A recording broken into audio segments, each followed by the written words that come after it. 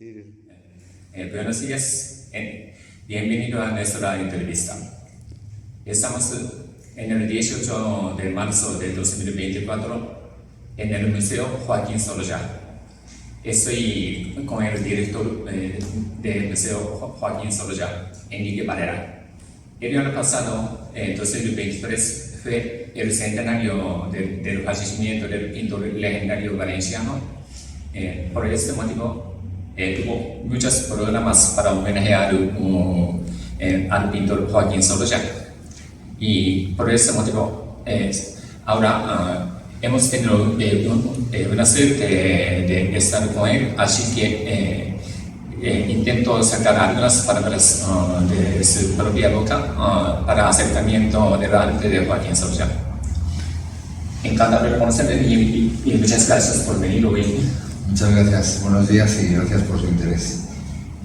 El año pasado hubo muchos programas para homenaje al pintor y en el anterior hecho, algunos creo que todavía sigue durando, ¿no? Sí, la conmemoración del centenario del fallecimiento de Joaquín Sorolla, que sucedió en el 10 de agosto de 1923, nos llevó a plantear una programación cultural que durara a lo largo de 3 años. De hecho, venimos celebrando una amplia programación cultural y expositiva que se ha desarrollado desde el 2022, fundamentalmente como año central 2023, pero también este año 2024 continuamos con esta programación conmemorativa y de celebración. Podemos decir que el público está respondiendo masivamente a esta programación que hemos diseñado para celebrar al pintor. ¿Este es el mismo qué tipo de homenaje ofreció al público? ¿Qué tipo de programa tiene? Bueno, verdaderamente la programación cultural diseñada para la conmemoración del centenario tiene una columna vertebral muy clara, que es la programación de exposiciones temporales. De hecho, donde hemos puesto más énfasis, más interés y donde además ha tenido mayor respaldo ciudadano ha sido en toda una serie de exposiciones temporales que hemos celebrado tanto aquí en la Casa Museo de Sorolla como en otras instituciones afines, tanto en Madrid como en Valencia, su tierra de origen, pero también en otras ciudades de España y también en el extranjero. El hilo conductor, la columna vertebral de esta conmemoración puede decirse que está marcado muy claramente por la programación de exposiciones, pero también hemos desarrollado otro tipo de actividades culturales, divulgativas, científicas para distintos tipos de público, que va desde jornadas científicas, congresos, actos más de carácter más lúdico, didáctico y también un amplio programa de publicaciones. Ha tenido muchas visitantes, ha venido mucha gente. Hasta la fecha, y todavía, como digo, no ha terminado la celebración, la conmemoración del centenario, pero hasta la fecha se han contabilizado más de 1,5 millones de personas las que han podido acercarse a esta amplia programación cultural. De momento, ¿usted está contento? Sí, estamos muy contentos.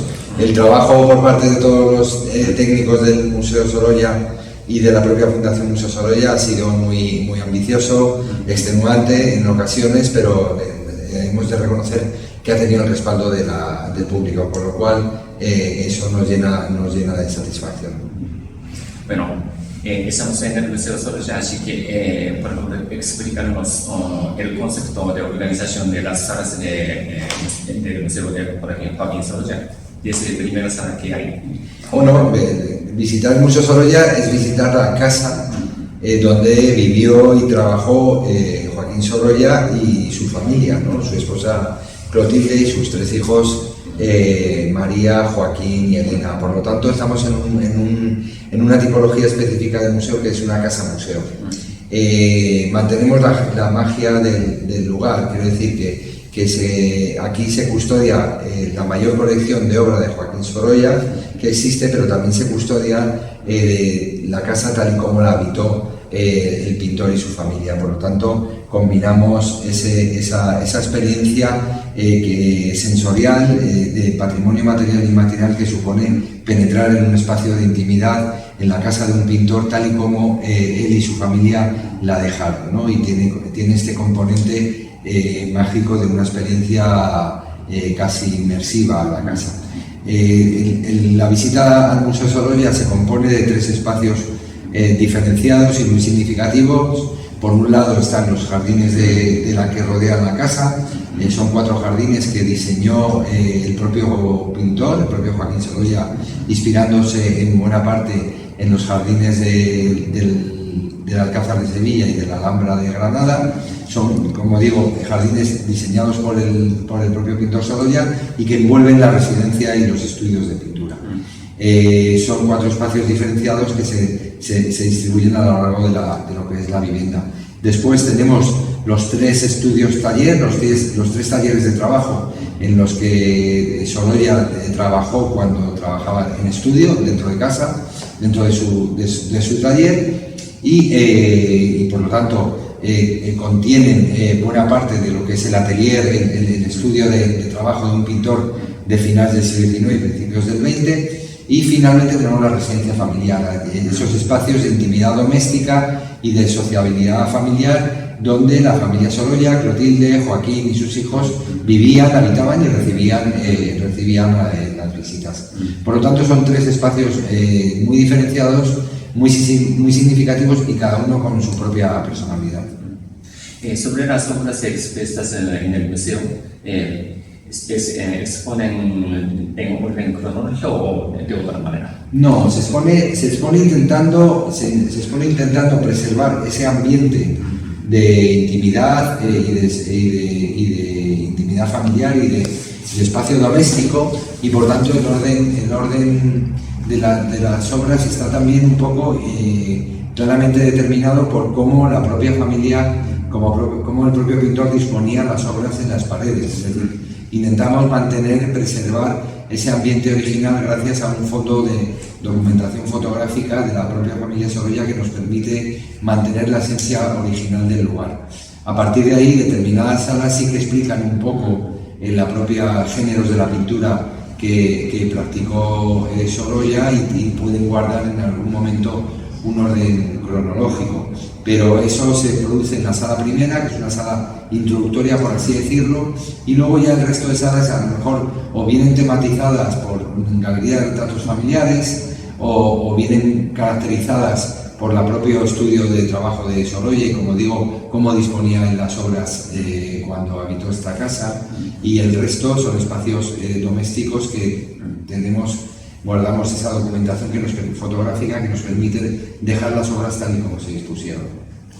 Como usted ha dicho, el museo era originalmente de su casa. ¿Y en qué año construyó? Esta casa museo se construye en 1910 y la obra termina al año siguiente, en 1911, entrando la familia Sorolla a habitarla a finales, en el mes de noviembre aproximadamente de 1911 entró ya a habitar esta casa.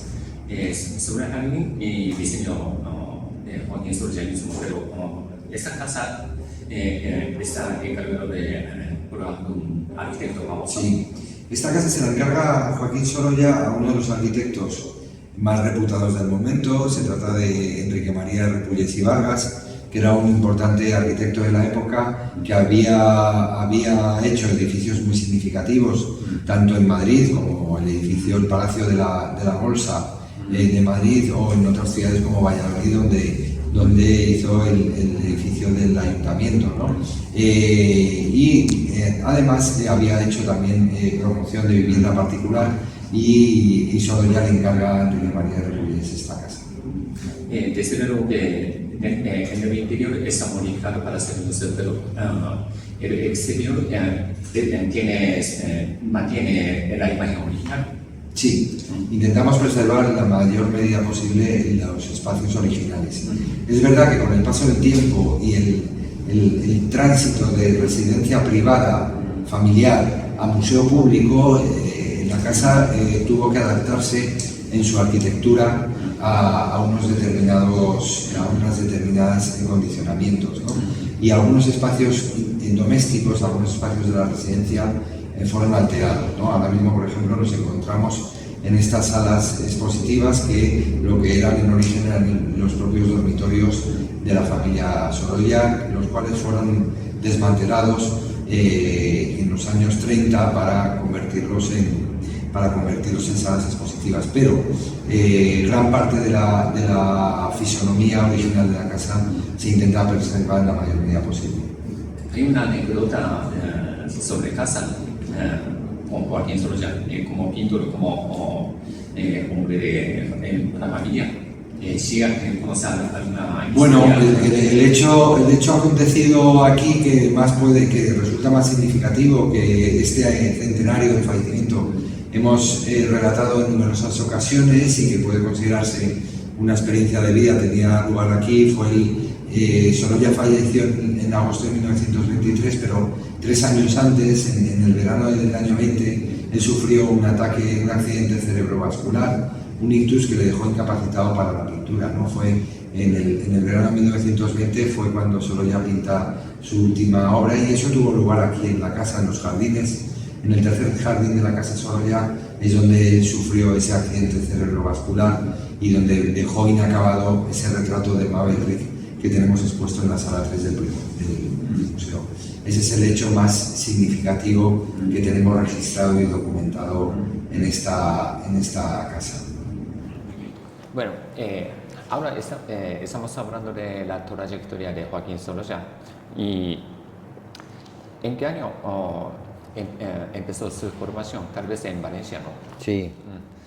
Él nace en 1863, queda huérfano a los 2 años por una epidemia de cólera que asoló la ciudad de Valencia en 1865 y a partir de ahí empieza a ser tutelado por sus tíos, José Piqueres e Isabel Bastida, vive con ellos y con su hermana Concha. Y bueno, desde muy pequeño empieza a demostrar dotes para el dibujo, ¿no? En la escuela ya sus profesores se empiezan a dar cuenta de que tiene altas capacidades artísticas, por así decirlo, y sus tíos son los que toman la decisión de apuntarle a las escuelas de artesanos para que aprendiera ya de adolescente, aprendiera el dibujo, la perspectiva, la composición. En ese momento se inicia su incipiente etapa formativa que pasará con posterioridad ya con 16 años pasará a la Escuela de Bellas Artes de San Carlos, donde ya va a recibir una formación más académica, más sostenida en el tiempo y donde ya va con grandes maestros, va a empezar a poder practicar y formarse como pintor. Son esos años fundamentales en la medida en que se encarrila las dotes artísticas de un joven Sorolla que ve cómo a través de estas escuelas de artesanos o de la Academia de Bellas Artes de San Carlos puede conducir o reconducir su talento hacia una formación académica que era imprescindible y necesaria para todo artista. Yo visité la exposición del Museo Joaquín Sorolla titulada Orígenes y vi las obras del joven Sorolla y totalmente era ya cuando era joven, totalmente era maravilloso pintor. Claro, es que desde muy joven, desde muy pronto se ve que verdaderamente tiene unas dotes fuera de lo común para la práctica artística, ¿no? Lo que pasa, lógicamente, esas dotes había que encauzarlas dentro de una formación amplia y rigurosa que pudiera desarrollar lo que el joven llevaba dentro. Y en esa exposición de Orígenes pudimos ver precisamente sus primeros trabajos en las escuelas o sus primeros bodegones, sus primeras salidas al aire libre a tomar impresiones, notas de color en los alrededores de Valencia y ya se ve perfectamente que ahí hay un talento prometedor que solo necesita formarse, ¿no?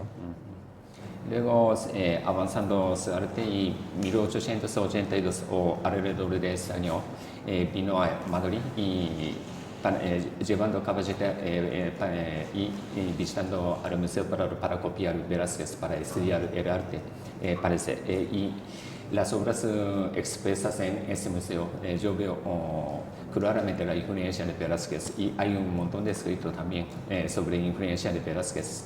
Pero hay otros maestros barrocos del Museo Prado que incluyeran a Joaquín Sorolla, por ejemplo, Zurbarán puede ser.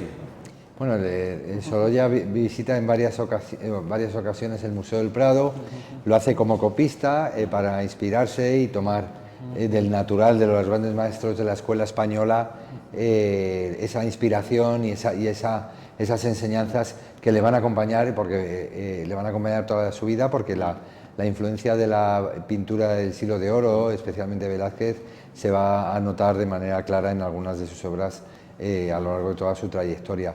Pero es verdad que no solo es Velázquez, de quien realiza numerosas copias de obras que están expuestas en el Museo del Prado.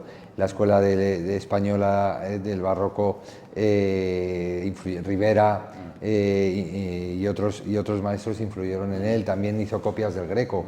Quiero decir, el Museo del Prado es una de las grandes pinacotecas del mundo, donde se guarda algunos de las obras maestras de los grandes maestros de la pintura universal.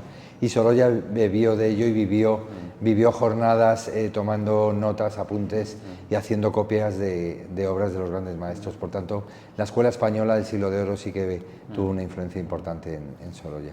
Cuando primero se vine aquí y observando las obras de las playas valencianas con figuras humanas de vestido blanco, pensé que era influencia vendría de influencia de Zurbarán, ¿no? El blanco de capucha de frailes.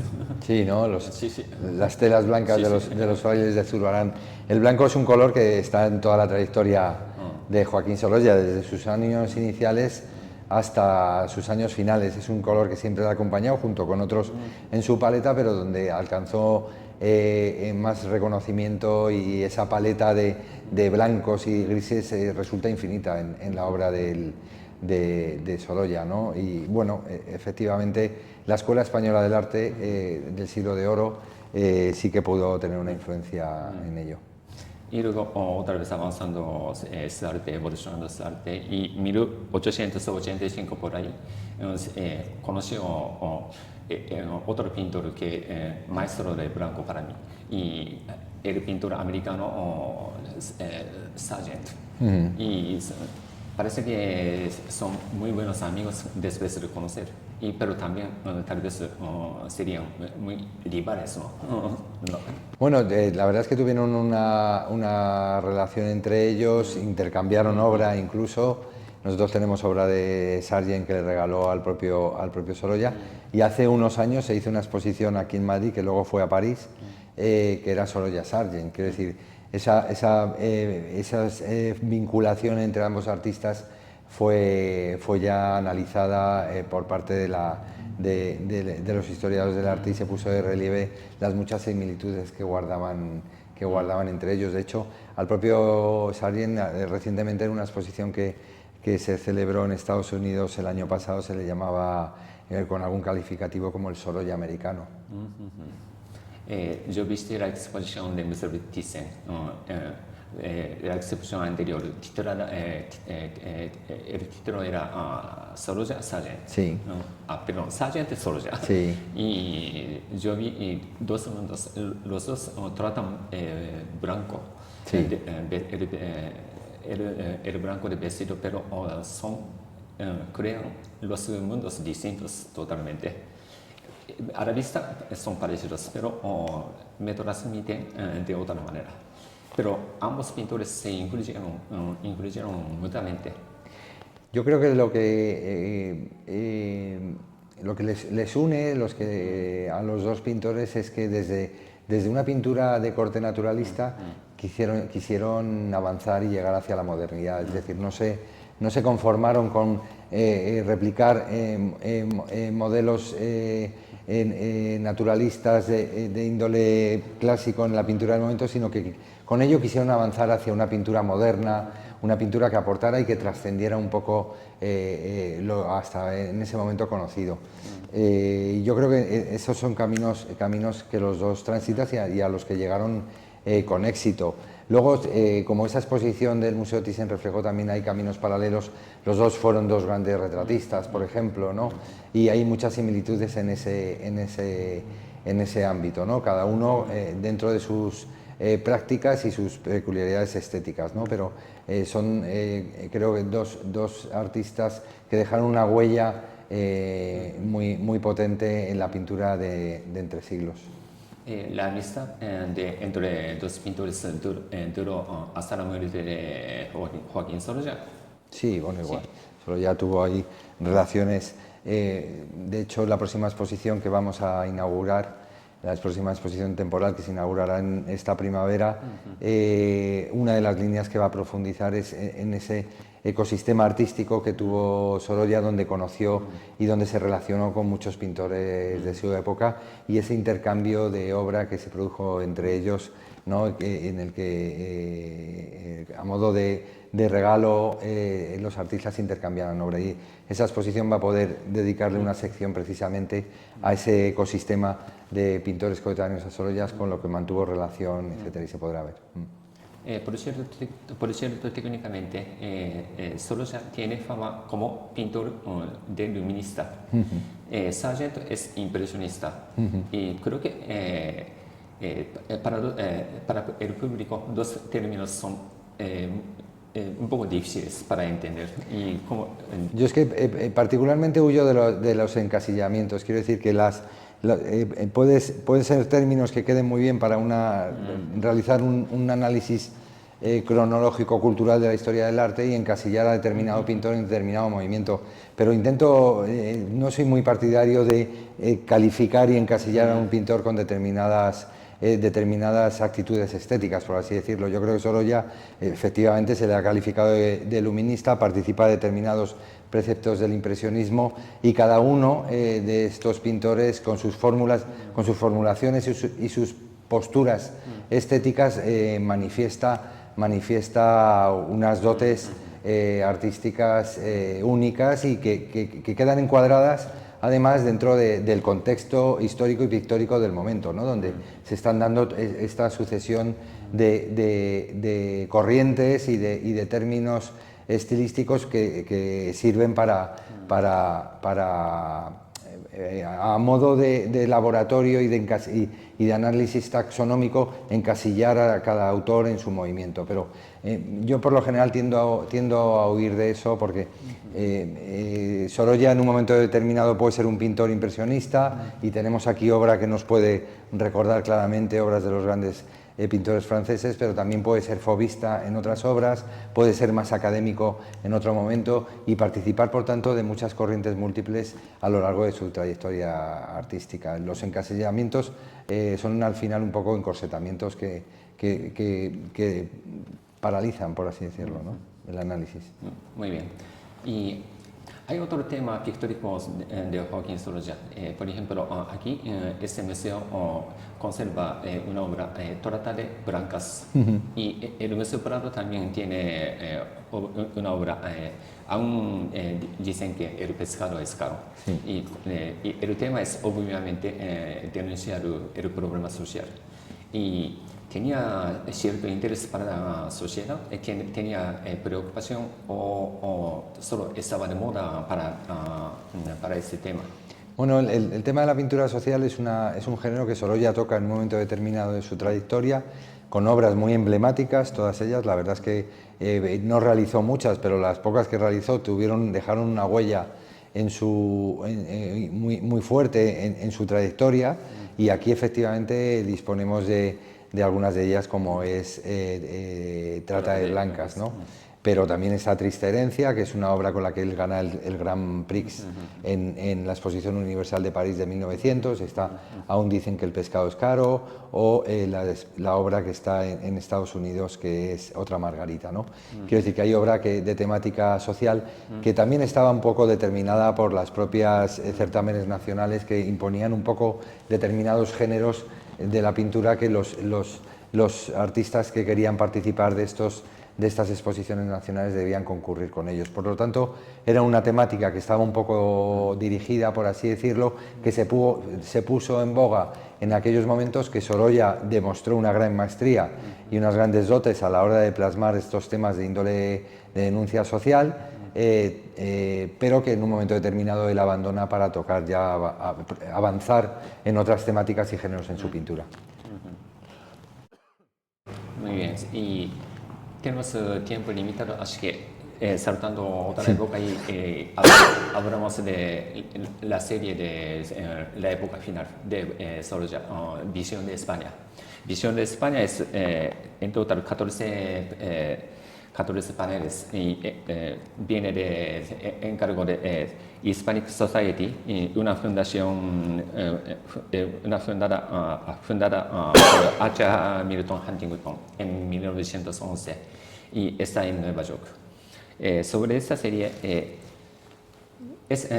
por esta época se dice, no sé si solo leyenda urbana, por lo menos escuché un rumor de que los miembros de la generación 98 criticaban mucho las obras de Joaquín Sorolla por ser bastante optimistas para Visión de España y después de la guerra entre América y España. ¿Y eso es cierto? Bueno, hubo determinados intelectuales de la generación del 98 que sí que no simpatizaban mucho con Sorolla y con su pintura. Ello podría deberse efectivamente a determinados posicionamientos ideológicos y estéticos que no entroncaban con las prácticas y posiciones del propio pintor, ¿no? Del propio Joaquín Sorolla. En ese momento España está en el diván. Ha perdido las últimas colonias que tenía, los últimos territorios que tenía en Cuba y en Filipinas y en ese momento, en esa situación de crisis moral, por así decirlo, por parte de determinados intelectuales se buscaban posicionamientos en las prácticas estéticas y pictóricas que se vincularan con esa visión pesimista, moralizante de España, ¿no? Eso tuvo lugar en un diálogo, en una confrontación entre una España negra y una España blanca, ¿no? Y que se promulgó por aquellos momentos y que posicionaron a determinados pintores en un bando u otro en función de determinadas clichés, ¿no? Podemos decir que Regoyos o otros pintores como Zuloaga se posicionaron en ese ámbito de la España negra, y a Sorolla se le acusó de una falta de cierto determinado compromiso, etcétera, por hacer una pintura de índole más hedonista, ¿no? más pagana, por así decirlo, desvinculada de esas tragedias que nos asolaban. Bueno, yo creo que por una parte Sorolla no participó de este debate, por así decirlo, él permaneció ajeno a estos posicionamientos de trinchera y fueron otros intelectuales quienes le pudieron reprochar determinados. Pero yo creo que él permanecía en tanto ajeno a estos enfrentamientos, por así decirlo. Él tomó partido por un posicionamiento estético que no le llevaba por esos derroteros y le llevaba por otros, pero no creo que él tomara partido como tal frente a estas críticas, etcétera, ¿no? Y el título Visión de España, esa palabra visión, tiene sentido del punto de vista sobre España de Joaquín Sorolla. Sí, es la visión de España de Joaquín Sorolla.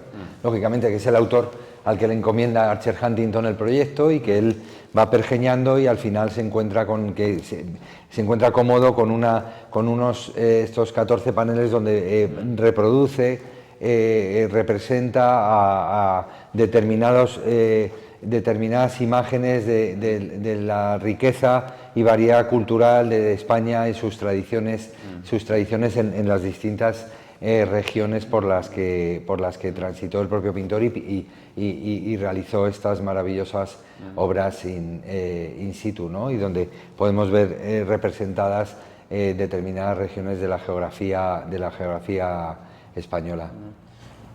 al menos Joaquín Sorolla parece que entonces totalmente confiaba del pasado de España y sobre el futuro de España también muy optimista. Sí, un pintor. Bueno, su pintura es una pintura optimista y él es un pintor que además fue un pintor moderno que vivió y vio mucho mundo y por tanto pudo ver todas lo que acontecía a lo largo del mundo dentro de ese contexto donde él se movió de la pintura occidental, ¿no? Y ahí vivió en Italia, estuvo en numerosas ocasiones en París, en Estados Unidos, fue un hombre de mundo que conoció mucho de la sociedad de su tiempo, participó de todos los avances de la sociedad del momento y también tenía un gran optimismo y un gran pensamiento en torno a lo que era España y su realidad. Usted mismo como interpretó sobre visión de España, ¿cómo sintió? Tal vez, Bueno, es una obra conmovedora, es una obra titánica que le lleva muchos años componerla y representarla, que estuvo viajando por todo el territorio nacional con los medios de transporte de la España de principios de siglo y que produjo esa obra colosal en lienzos de un tamaño enorme. Hablamos que la fiesta del pan, ¿no?, tiene 14 metros de representación iconográfica y que Sorolla se empeñó en cuerpo y alma a un proyecto titánico que culminó su trayectoria, ¿no?, porque podemos decir que es el gran encargo final que se le realiza de estos paneles inusuales para el momento en el que tiene que representar y sintetizar y condensar en una serie de obras de gran formato la esencia cultural de toda una nación, ¿no?, de un país. ¿Habrá un plan para traer otra vez? Antes una vez hubo un giro de visión de España en España. Sí. ¿Y habrá otro plan para traer? ¿Otra ocasión? Sí, otra ocasión. Es difícil porque mover esas obras supuso un reto técnico de gran calibre por las dimensiones de las mismas, por garantizar su estado de conservación y yo creo que fue un fenómeno irrepetible. Si volverá a ver en el futuro, la verdad es que no lo sé. No será de manera inmediata y se irá viendo, ¿no? Pero todas aquellas personas que pudieron visitarlas en su gira que hicieron por España, que fueron millones de las que la vieron, pudieron disfrutar de unas obras únicas que están en Nueva York. Muy bien, muchas gracias. Y tenemos tiempo limitado, así que dejamos aquí, pero por último, una vez ya ha salido, pero por favor, al público la presentación de la exposición de 2024 del Museo Joaquín Sorolla. La próxima que vamos a tener. Sí. Esta exposición, que se va a inaugurar el 13 de mayo, se llama Sorolla en 100 objetos. Y lo que pretendemos con ella es profundizar a través de los objetos que custodiamos en la Casa Museo, dado que no solo tenemos las pinturas de Sorolla, sino todos los objetos con los que se rodeó y habitó. Pues a través de estos 100 objetos, con motivo del centenario, jugamos con el número 100, pues queremos contar pequeños relatos de historias de vida del propio Sorolla a través de estos objetos. Y van desde pinturas a cartas, objetos personales, regalos y todo tipo de objetos de todas las tipologías que nos van a permitir profundizar en pequeñas historias que van a enriquecer nuestro conocimiento de Joaquín Sorolla. Muchas gracias por todo de hoy. Muchas gracias a ustedes. Dejamos aquí. Muchas gracias al público. Adiós. Gracias. Sí. Está bien. Muy bien.